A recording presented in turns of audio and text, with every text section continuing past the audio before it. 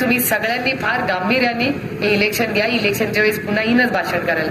पण आज देशामध्ये जी परिस्थिती चालली आहे ती गंभीर आहे, चिंताजनक आहे. आता पुढे काय कसं काय होईल इलेक्शन पर्यंत हे बघू. पर लढेंगे और जीतेंगे, डरेंगे नाही. घाबरायचं नाही. कशाला घाबरायचं? आपण आपली बिलं भरतो, ते त्यांची बिलं भरतात. आपण कुणाचे हे आहेत काय मिंदे? छोटस असेल पण ते आपलं असेल. कसं आहे, बरोबर आहे की नाही माझं?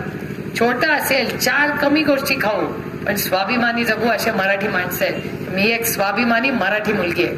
माझ्याकडे 2 ऑप्शन होते. एक सत्ता होती आणि दुसरा संघर्ष होता. संघर्षाच्या बाजूला वडील होते आणि सत्तेच्या बाजूला अमित शहा होते. कोणाची बाजू घ्यायची?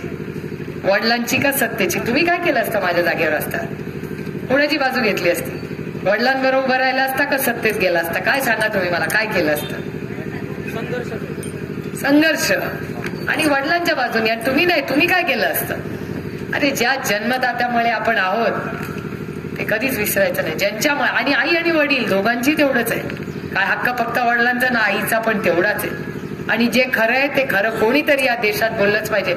सगळे जर घाबरायला लागले तर लोकशाही राहणारच नाही. आज तर आमच्यावर घात झालाय तर तुमच्या घरात उद्या घात होईल. त्याच्यामुळे ही सगळी लढाई या असत्य विरुद्ध असत्य. आणि हा संघर्ष माझा हा वैयक्तिक माझ्यासाठी नाही. निवडून आले तर सत्तेत राहील का नाही, विरोधात होईल मला माहिती नाही, पण लढाई मी सोडणार नाही. कारण का माझ्या लोकांची ही लढाई आहे. माझ्या कांद्याच्या शेतकऱ्याच्या डोळ्यातले अश्रू मला बघवत नाही. माझ्या अंगणवाडी सेविकेमध्ये जी अडचण आहे, तुम्हाला जे गरिबीमध्ये त्रास होतोय, तुम्हाला सहन होत नाही. याच्यासाठीच तर मी आले ना. लोकप्रतिनिधी कोण असतो? तुमचा सेवक आहे मी. तुम्ही जे बोलताना ते मी दिल्लीला जाऊन मांडते. हे का माझं माझं माझं भाषण नाहीये. हे तुम्ही सांगता ते मी दिल्लीत मांडते, म्हणून मला पहिलं बक्षीस मिळतं.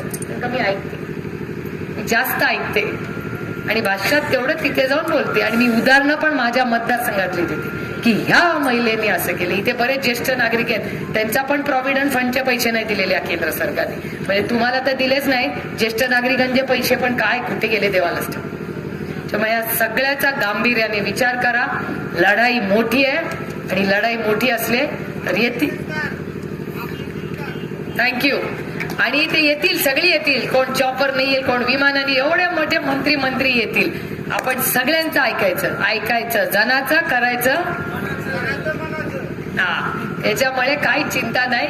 इलेक्शन मध्ये मजा करू सगळ्यांना. आणि अतिथी देवो भव, जेवढे पाहुणे येतील त्यांचं स्वागतच केलं पाहिजे. पत्रकार विचारतात, अरे मंत्री आले काय झालं? म्हटलं अहो पाहुणे आहेत. आणि जर बारामती लोकसभा मतदारसंघ हवा आयुष्यात कुठली गोष्ट हवी असते जी सगळ्यात चांगली असते? एबीपी माझा, उघडा डोळे बघा नीट.